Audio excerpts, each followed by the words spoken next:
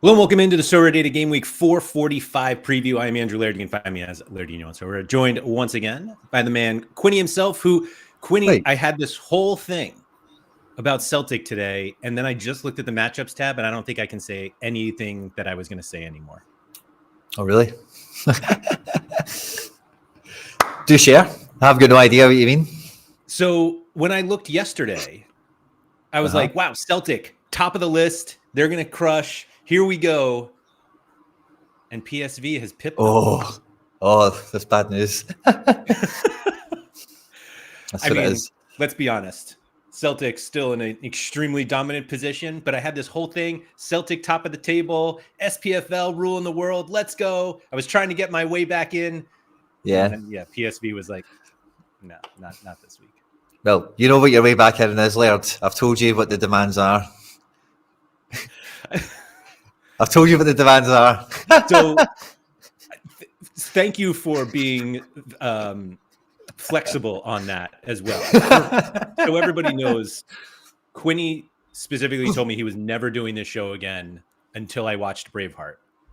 I still have not watched Braveheart, but Quinny has been nice enough to still come on the show. It's on the list, Quinny. It's in the queue, but it's like I said, having like 3 available consecutive hours is a lot for me. Did you watch the Cat Williams thing? Some of it. That's another 4 hours. Quinny only sends me videos that are like 4 and 5 hours long, and it's like, you got to check this out. So I need what you need. What you have 3 screens in the back so that I can just take it all in at the same time and just plow through them. No, that's just for the soccer or for the football, So yeah. But you always need a wee bit of background audio just to keep you going through the day, especially you, Laird. At your desk all the time. That's just. No, I have a problem with it though, that if it's like something I should pay attention to, like a podcast or something like that, I can't not listen to it. And if I'm listening to it, then I'm not working. And if I'm working, then I'm not listening to it. So I need like the video game soundtracks to like help me get through it. Anyway, thanks for everyone for coming in. Kev Hurd, Philly Dilly, and Sorare Mamba back again. Let's go, guys, on the podium as well. It's Wilson. What's up? Sam, SR Monkey. Love seeing all these people in. Sorare Ellis, Kai, Luis. River is back. That is right. There's nothing like showing up to the lineup builder and realizing you already have a bunch of lineups set because you did them months ago when you realized when River Plate was coming back. Anyway, Nemesis Charlie, what's up? Rikamon, the sporting last minute game changed things for me. I don't even know what that is. Did they change the date? I don't know. Maybe they're in the reckoning and they weren't before. Yeah, that's what that feels like to me. Alex, Celtic will concede like they always do. How do you feel about that one, Quinny? I don't. Win? Yeah, no, I think we'll get a clean sheet this week. We'll get to that, but I suppose because when you see the matchup indicator, the statistics agree with us on this one. I'll give you a little bit of flavour for this if you're not in the UK, or definitely not if you're not in Scotland. But the Ross County manager is called Derek Adams, and he's got like quite a long career being a decent manager in Scotland and like the lower levels of England, teams like Plymouth and I don't know, 1 or 2 others or whatever. But anyway, he's back in Scotland for the first time in forever, and all he's did is moan about how poor the standard of everything is and how amateur everything is. And he's like Tony Watt is actually on a podcast, like kind of reference. Somebody asked him on a BBC kind of podcast thing, like, and there's a wee response to it and whatever. So the Ross County manager is not got his team in a good place, let's say. So going away at Celtic Park, I don't think that this should be the game. It looks like it will be on paper, more so than ever for a lot of reasons. Okay, that's fair. Like us versus PSV there, way more likely for a clean sheet, as you can see. It was at 65 versus 58. So yes, that's exactly what it is. Yeah, so they there do have the clean sheet odds. In Celtic have them in their favor. So there's that. I mean, they're both likely to just dominate. So there's that. I think I lost my. Here we go. The default. There we go. All right. PSV was at Elmer City, Celtic against Ross County, Sporting against Casapia, Bayer Leverkusen against Gladbach, and Barcelona against Villarreal are the top 5 favorites. Bayern Munich right behind them. Bayern Munich away to Augsburg. Juve, Antwerp, Dortmund, Rangers, and Nice filling up the rest of the page.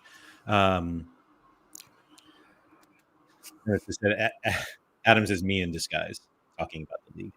I will say that there were a few people who tagged me in like underneath that video when it went, and they were like, "Oh yeah, see, you're okay," and I'm like, please just let's move on, please. can't believe you get tagged in that. That's incredible." Oh yeah, for sure. Like multiple tags that like, because I was like, what is this all about? And then I watched it and I was like, oh no. Anyway, Ricoman said Sporting were waiting for the League Cup result to choose a date, so it was originally for Wednesday. All right, that's fair. That's fair. Let's dive in to Second Division Europe. What do we got this week? Cremonese at the top, Hamburg, Venezia, Eibar, and Valladolid as the top five. Nobody over 60% win, but I always like this. So Cremonese and Hamburg, almost the same win odds. Cremonese, 48% chance for a clean sheet. Hamburg, 26%. Yeah. Oh, against the mighty Marvins. 3 goals scored, but for Hamburg is significantly higher to the converse of that. So yeah, that's shared defense and attack stack, isn't it? Right. There you go. I think we have...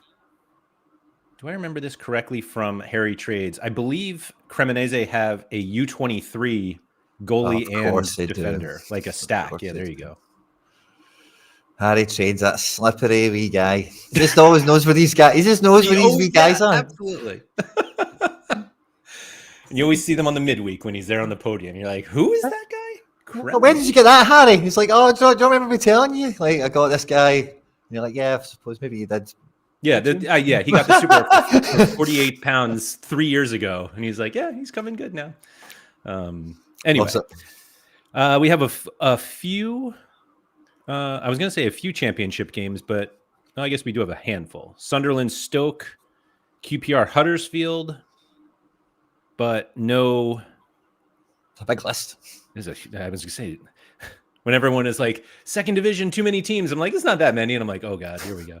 Although I will say that most of these, like literally most of these teams are unlicensed. Like we don't have full. I was going to make a comment about that, that we have like no new Serie B cards. And I don't think. There's no 3D ones yet for Division 2.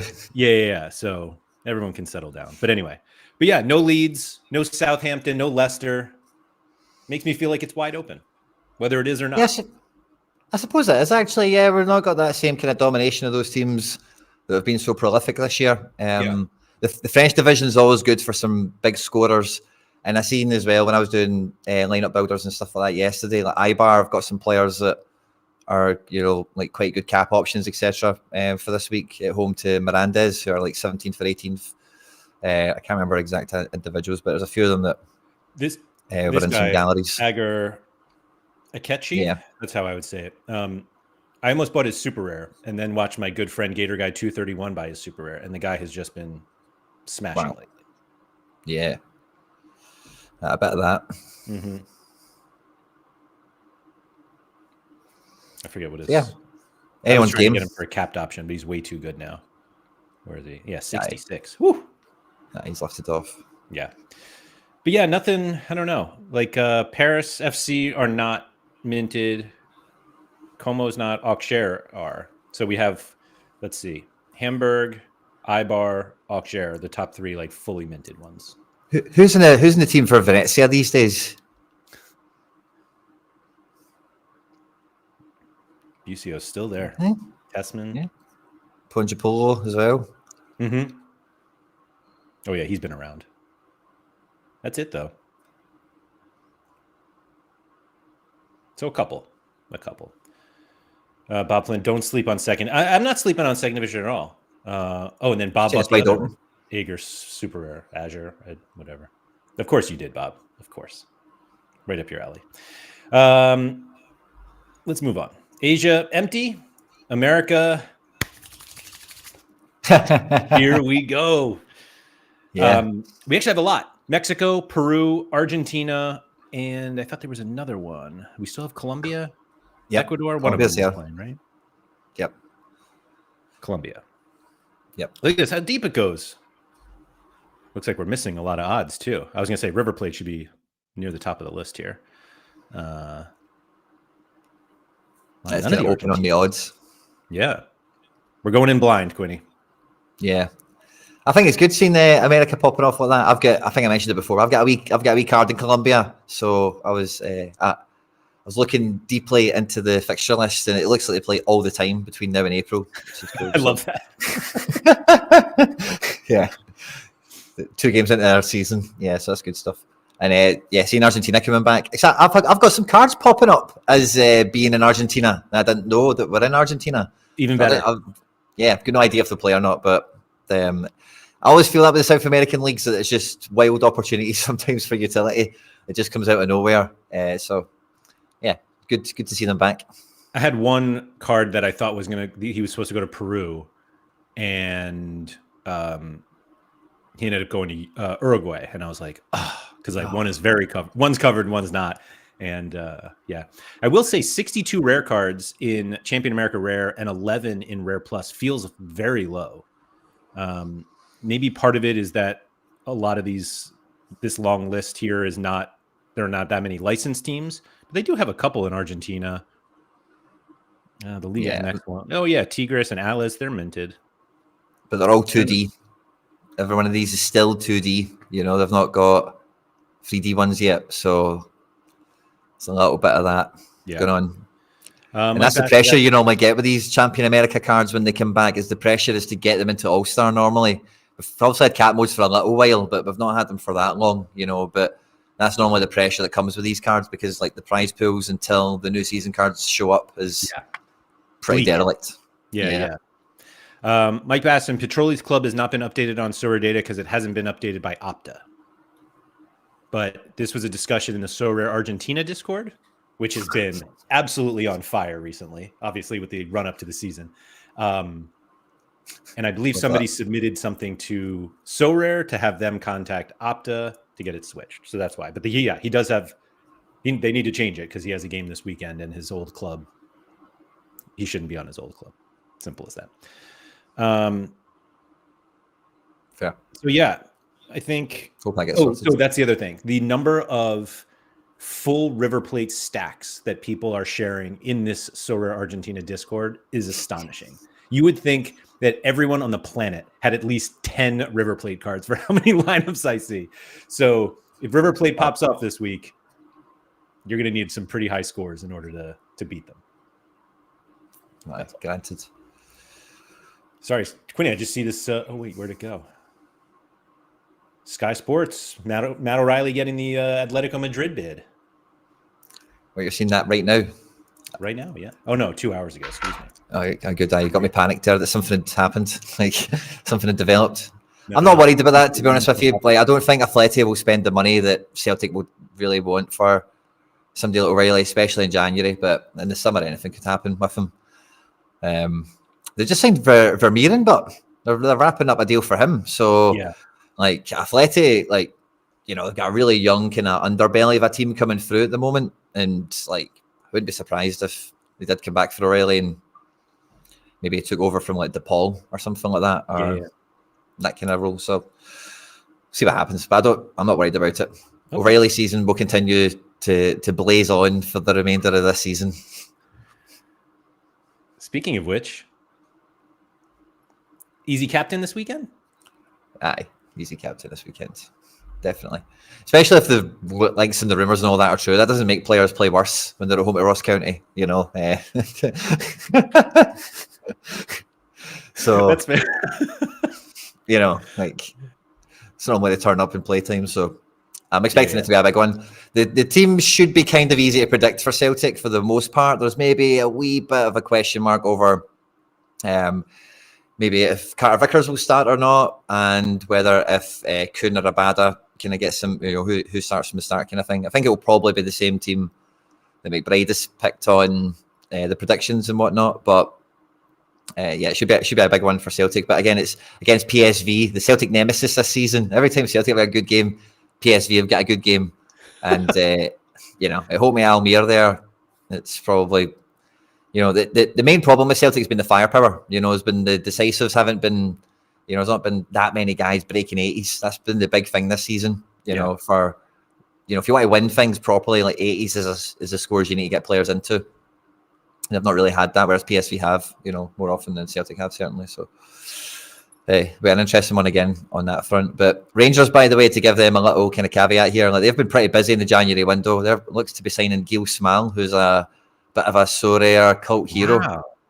Yeah, so we might be looking at some Rangers teams maybe one if they keep this signing strategy up. You know, they signed the guy from Nordisland as well, doesn't have a card. But yeah, so maybe one to watch out for in terms of the Sorare transfer market that's out there. I did notice you weren't so excited about the Celtic transfer activity this January. No, not at all. I think so. That was a tweet about the goalkeeper that plays for Elfsborg. It's like Iceland. He's a cap for Iceland or something, and it looks like he's moving to Brentford to be like back up to Flecken or Strick or whatever they're going to do with him. And yeah, Celtic were linked to him. And see, the thing as well is the defender we bought in the summer to replace Starfelt, Lagerbielke, we bought him from that team as well. So we're clearly like scouting the team, and definitely like there's Celtic can't say, oh, we weren't really in for him, or we didn't. You were definitely like talking to that club about signing players. We need a goalkeeper. There's no chance you weren't in the hunt for this kid. And like he's went to Brentford for £3 million. So you can't even say it's money or a transfer fee or anything like that. So they've also just bottled it, or it might not be a great keeper, but it's somebody that Celtic were, linked to. Blah blah blah blah blah blah. Celtic stuff. Nemesis said the club denied Small last night. I don't know which club. Oh, really? It is. Probably. But, David Alves said also bringing up Ugalde to Russia, which that was a very strange one. I don't know if that hasn't happened, but anyway, it's not a transfer show. We're here to talk about Julian Dessart at home against Westerlo, which, man, yeah, it's a good fixture for Ghent, you think? But again, I was chatting about this recently, but Westerlo love a big game. They've got some players in their team that just love a big match. So Ghent, say the goalkeeper score there is expected to be -1 up. I don't think it's going to be a full stack for the Dessart Ghent outfit, is it? I mean, I don't know. I have that Nicholas Madsen, who I will say, as he's coming off a 29 against Bruges, when I was like, I think he's had good games against good teams. That one was obviously dreadful, but I thought he had. I'm getting deja vu from last week, I think. Maybe not. Yellow teams. Oh, well. Yeah. Sorry, mate. Anyway, who else do we have up here? Porto, Dynamo Zagreb, Feyenoord, Ajax. Are they all away? Feyenoord home against Twente.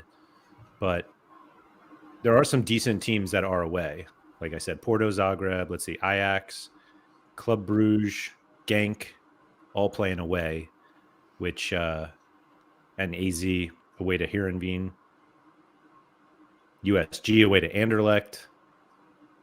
Yeah, quite tight, isn't it? Then everywhere else, really, outside of the top fixtures there. Yeah, it's a bit of a free throw. Celtics for the taking, Quinny.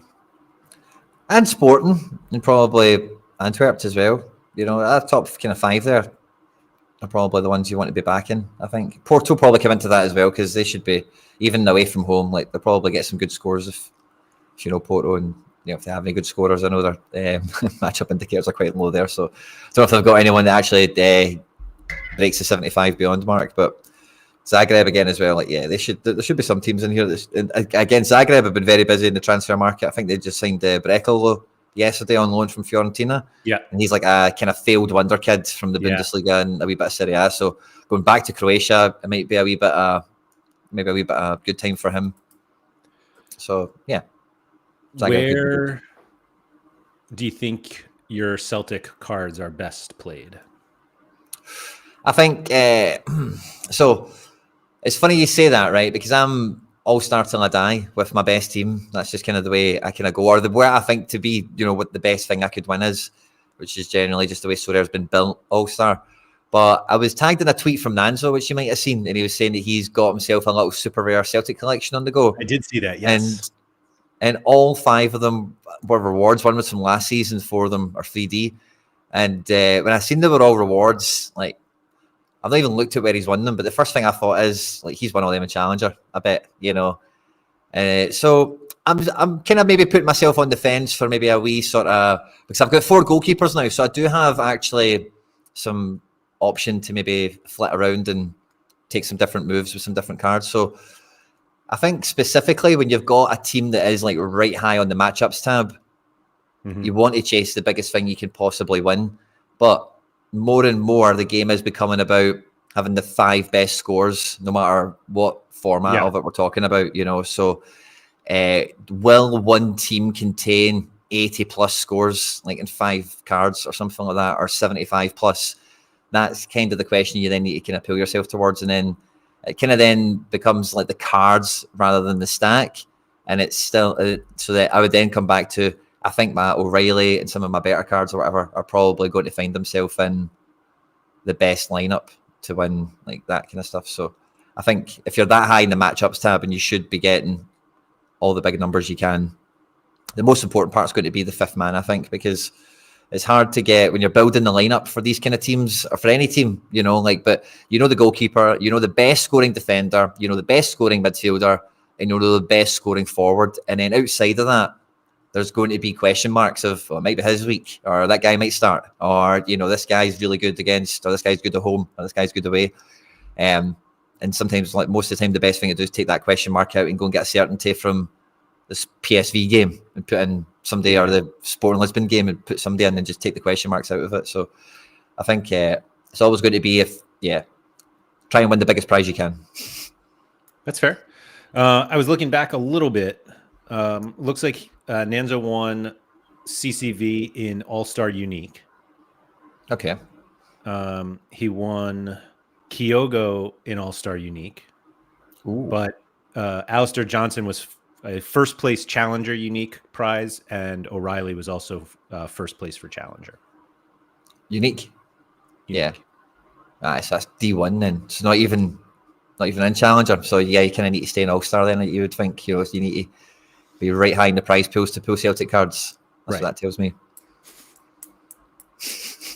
Kev Hurd said, cap 270 for Celtic for me, as they fit nicely in the cap, and SorareData tells me to put Brunetta in All-Star anyway. Problem with that, Scales is like 71 or something, his captain now, you know, so if you put him and O'Reilly together, you're not getting into 270. But they both will deliver mad scores. Like, both of them will kill, no problem at all. Do you de-risk Joe Hart for a better keeper? You know, just because of the force majeure of it all, you know. But I was gonna say his L15 can't be that high, right? Nah, it's not at all. 49. That's actually not quite as low. Kev Hurd, any SRD transfer updates coming? Gregerson still showing for Bordeaux. So like all of that is from Opta. So we just have to wait for Opta to update it. That's all.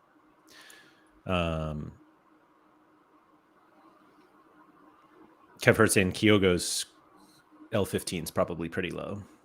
Yeah, Kyogo's like L15 0, basically. So yeah, maybe he could. But do you want Kyogo? I'd rather play Abada probably this week, or if you've got a Palma card, probably good luck for that this week. So yeah, I think Challenger would be wide open as well, but Feyenoord. Yeah, I mean, if those other one, the PSV, Celtic, and Sporting are in All-Star for sure. Where do you play a Feyenoord stack? Who are they? Oh, they're home against Twente. You think maybe if you know these top guys are in All-Star, then maybe Feyenoord stacks start moving up a little bit for Challenger? I think PSV and Celtic have probably got enough cards where they're probably going to be high on all the leaderboards that they can be found in. But yeah, there's probably less of them. So again, with Celtic and PSV, the best midfielder is Veerman and O'Reilly, who are under 23. So it's going to be really.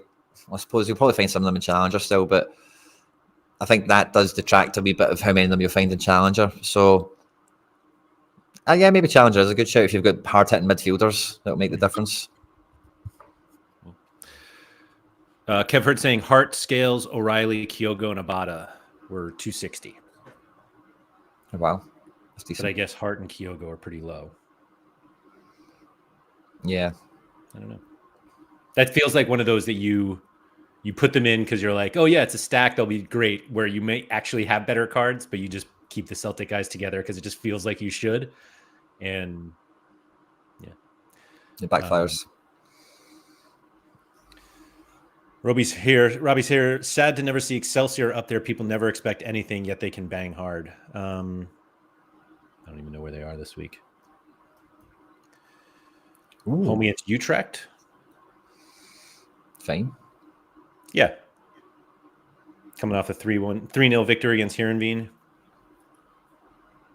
This is another Harry Trades team. I think he has 3 U23 midfielders. Yeah. Excelsior is for sure a Harry Trades team. Mm-hmm. Mm-hmm. So, yeah. Good shout for them. Champion Europe.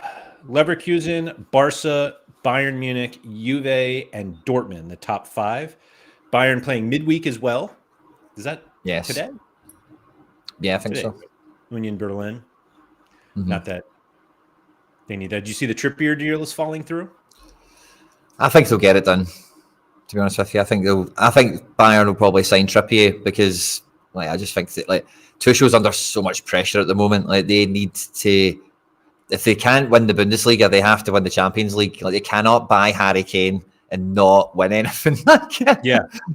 Like, it's just unavoidable at this point. So there's no way they're not signing someone.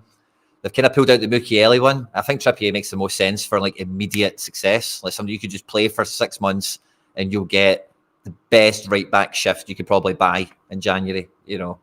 So I think they'll end up doing it. It's just the fee they're going to always haggle with because Newcastle are desperate to get as much on the FFP in column as possible. Yeah. And Bayern are obviously like, the guy's 33. What are we doing? Like, hold on a minute. And they're like pulling out the deal every 2 minutes. And then they're like, oh no, but we need the right back. And then they're back into it.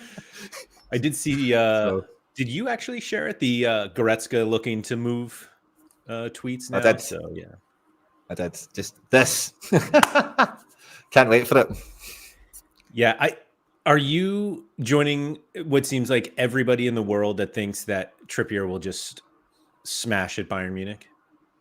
Yeah, I think SO5 wise, undeniably, like there's just no two ways about it. You know, I think I heard the Sorare double guys say it well. He's never like dominated set pieces at Atletico Madrid, and I know he I know he does for the most part at Newcastle. But when you're at Bayern and like you'll just be getting assists way regular as well, and he won't be losing possession ever because he'll be passing inside to Kimmich. You know, if he's not crossing the ball in or something. So possession loss won't hold him back. And then it's just, if they get the clean sheet on top, like he'll be mad, I think. So where Josh says, will Trippier steal Kimmich sets? Kimmich has actually not been taking nearly as many anyway. So he's not necessarily taking them from Kimmich, but I think he'll definitely get some. He'll definitely get shooting ones, I think, as well. Like, I don't think like Kimmich is good at corners and stuff, but I don't think you see Kimmich at the edge of the 18-yard box and think, oh, this is a chance here. I know we can score them and stuff like that, but with Trippier over it, it's a different thing, you know? Yeah. I think KB97 here was saying could steal everything from Kimmich and Sane. I don't think he steals everything. Like, Sane's left-footed anyway, so I think they would just split like Sane, Trippier. And he's got Harry Kane in the box. Like, it's much different when sending in crosses to not Harry Kane and then Harry Kane. So anyway, what else we got here? There's a lot of big names up here. PSG, Real Madrid, Atletico Madrid. A lot of big games. Is that their first game under De Rossi, or did they have one? Was it before that? I can't remember when. They had one. All right. Hoffenheim, Milan. Let's see. There's been some Copa del Rey action midweek as well. So some of the Spanish teams that were in the quarterfinals played in the midweek. In terms of weekend benefit, SO5 wise, I'm kind of hoping it swings a door open for Real Betis, who I need to double check, but I'm pretty sure they weren't in the quarterfinals of the Copa del Rey, but they are playing Mallorca, who are in the Copa del Rey quarterfinals. So Mallorca have a smaller team, obviously, but they'll be playing the weekend, midweek, and then weekend again. Okay. And Real Betis played Barca at the weekend, and it was a really good match. Betis looked great in spells, And, like they've had a full week off after that Barca performance. And I know it's away from home, and Mallorca are normally really good at home, or more favourable at home, let's say. But I think Betis this weekend could be a wee sneaky one if anyone's involved in that. Is Fekir back? Fekir came on against Barca and he looked amazing. Came off the bench and got like 15 to 20 AA or something like that. Jeez. It was like him and Isco were just like on fire. Looked brilliant. Official CK saying Alex Garcia is also back for Girona this weekend. They're away to Celta Vigo. That's always a fun one. Celta Vigo this season just keep going from bad to worse. Doesn't look like they could score ever. Like, it's just painful. And yet, Iago Aspas scores are incredible. Still, are they? I've not even been looking at them because the Celta have been so minging. 55, wow, fair play. Yeah, decent enough. Like here was getting 20, 10 to 25, 30 AA here. It's crazy. The guy doesn't slow down. 37 this summer. All right, let's check out some pick scores. Where are we here? I think Leverkusen, that was just the only other thing I wanted to say on the champion one was Leverkusen were really, really high on it. They're at home to Mönchengladbach, of course. And as we all know, we are all Leverkusen at the moment. I think everyone wants to win the Bundesliga. So that's a game that, like, I don't know why it's so high. Like, I think Leverkusen should probably win the game, but it's normally with these Bundesliga matches, you expect it to be a bit more of a back and forth, especially with. I think they were fantastic last weekend, but Leverkusen they're playing a second string back three. Tapsoba and Odilon are not in the building at the moment. And obviously Boniface isn't around either. So it'll be another interesting watch, I think. I was surprised to see it was so high on the win probability. 75%, is that? Mm-hmm. I think. But, they should win. I think we all agree that they're favourites for it, but I just thought it was a bit high. Pretty high clean sheet odds, too. Like higher than Barca, higher than Bayern, higher than Dortmund. It's a Jonas Hoffman revenge game as well. Of course. Yeah. Can't forget that. Oh, look, Harry Kane at the top. Yay. I mean, I don't think you can question. Oh, I take that back. I think you could definitely question Juan Brunetta. I'm going to continue to be the Juan Brunetta hater in terms of pick scores because Tigres Juan Brunetta is not Santos Juan Brunetta. And confirmed. I mean, the AA is gone. And the AA is what separated him. Like he got the decisives at Santos and still gets them, but like he hasn't even reached 10 AA in 2 combined games. Both wins. And he had the assists. Just saying. I'm not a believer yet. Yeah. There's your boy Scales. Wait. Palma as well. Do you have a Palma? Not yet. I'm waiting until he becomes where his price reflects his actual footballing ability. Like it's just demand and supply at the moment. It's just inside out, So just wait for that to calm down. Probably take about 3 years. Okay, it's even up to 10 right? No, he's not even up to 10. Yeah, his price is hyperinflated because he's had a number 1 and a jersey number as well. I think in different spells. So like, if people have won them as rewards and stuff, or I don't know if any of them have found their hands into traders yet. For the rares I'm mentioning here, I've not looked at limiteds to be honest. Instant buy of $226 for a limited. There was a funny video on my Twitter timeline yesterday. Somebody they made a TikTok video, and it was Luis Palma and his family getting the bus into Glasgow. Like just on like whatever day it was, like a Monday afternoon or something, just getting the bus into the town, and it was just fun. It was so weird to see, mate. Glasgow, and it was peculiar to say the least. So yeah, just funny. A lot of usual suspects in this list there. Grimaldo, Alderweireld, Mbappe as well. I keep looking at this Chidera Juke, who has been on the platform forever. Yeah. I didn't know he was doing this well for Antwerp. Wow. He might be an original season guy, too. Like, I think he has really old cards. Oh, I guess only this one. Not as old as I thought. But yeah, is he on set pieces? Could he possibly be, I guess, a couple? That's just such a good recent run. Yeah. One to watch out for. I guess so. Wow. Let's check out the good old Harry Trade special here. See what kind of goalies we have as there he is. Young Dang.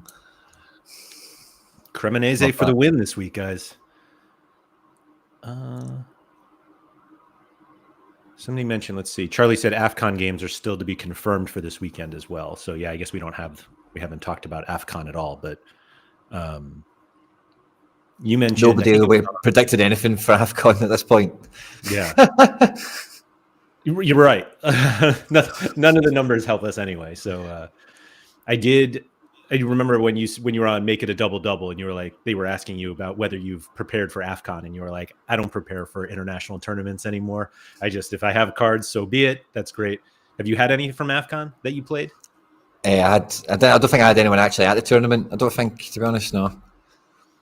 I just had a couple random ones that and one of them or two of them had a double game week at one point, and I was like, great, let's smashing. Let's hope, yeah. But yeah, nothing. I mean, it's a weekend, and there are a lot of leagues playing, so there are going to be plenty of U23 goalies available. Excuse me. Man, Nice feels like a team that should have cards. That Marcin Bilka, like he has so few cards, which is why he's so expensive. Yeah, eight rares. Wow, that's it. Look at Palma, number 1, Quinny. Top U23 played the entire game week. He gets a lot of set pieces for Celtic, and it's kind of like maybe a lot of people were McBride especially was worried that I'd take a bit from O'Reilly because O'Reilly's been taking a lot of sets, but the decisives are still kind of been spread around. But that's the main thing he's got going for him. He seems to be on penalties and direct free kicks and most of the corners as well. So wow, like he's not a great player. See if you watch him, mate. Honestly, it's just like, a lot of Celtic fans love him, to be honest with you, because he does he scored a couple of goals from like outside the box and stuff like that, and he did okay in the Champions League with like decisives and actual impact on the match. Mm-hmm. It's so hard to see him up there, but and how expensive he is, it's just like I can't do it. So you really don't rate him that much, huh? Nah, not really. I will need to get one at some point as long as the manager's playing him, but I'm kind of like in the back of my mind, like see when Maeda comes back, if we do keep Abada, I don't think we will. I think Abada will probably be sold in this window, to be honest. But we've signed that guy Kuhn from Rapid Vienna. Yeah. I think the front three will have Maeda in it and will have Kyogo in it. So, depending on what Palma's doing, Maeda can play on the left or right. He's probably better on the left, in all honesty, which is Palma's position. So if that Kuhn's been brought in on the right to replace Abada, I'm quite hopeful Palma's price gets cheaper sooner rather than later. But, this is just all my kind of why I don't want to spend money on him, because I just think that as soon as I do, this will happen. Where did he come from? Aris, who play in Turkey. Okay. He's a Honduran international there, CONCACAF legend in the making, allegedly. All right. Let's see. Let's pull this down to, what do we say, 45? There's Kyogo at the top in terms of cap 240. Paulino. Has to be the week Kyogo is useful in SO5 finally, because he's been stinking the joint out all week, all season.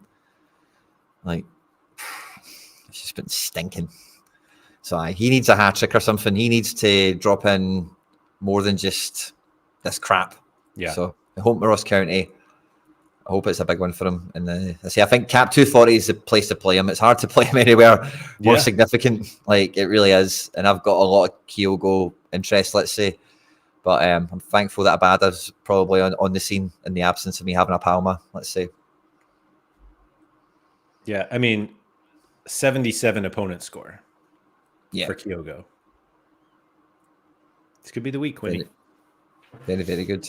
Just looking there, but it wasn't as cheap as I thought it might have been there. But see, like talking about these players, Gaetan Laborde, he's a AA pick there as well. His cap's only 41. It's about the same price as Kyogo, but he's maybe a tiny bit cheaper. But he's me and Jeremy were talking about him before. Jeremy was telling me, I think like this was maybe last season when he was, or maybe when he was at Rennes or something like that. But his his statistics in the box for finishing and stuff like that is, I can't remember exactly what it was, but he was a real standout anyway. And he said he left Rennes for Nice. I think he was expected to make a move to the Prem or got a bigger transfer because he was doing that good, but he never really got the attention or whatever. Blah blah blah. Yeah. Seeing him pop up as a double A, like if you don't trust in Kyogo, if you think he's still a 35 merchant this weekend, then maybe Gaetan Laborde is a better shout at home to Metz. Hey, love that. He's been dreadful. I mean, as you can see, that's been good. He looks just like Kyogo. Actually, Kyogo has more goals than that. But I was wondering, let me see here. Because he went on a spell where I think he had a big chance missed in what felt like 10 straight games. It wasn't really that dramatic. But that's Kyogo as well. There we go. 4 in the last 15. And I think he got benched for it for a little bit. Okay, Kyogo's. I bet it's like 10 or something. Only one.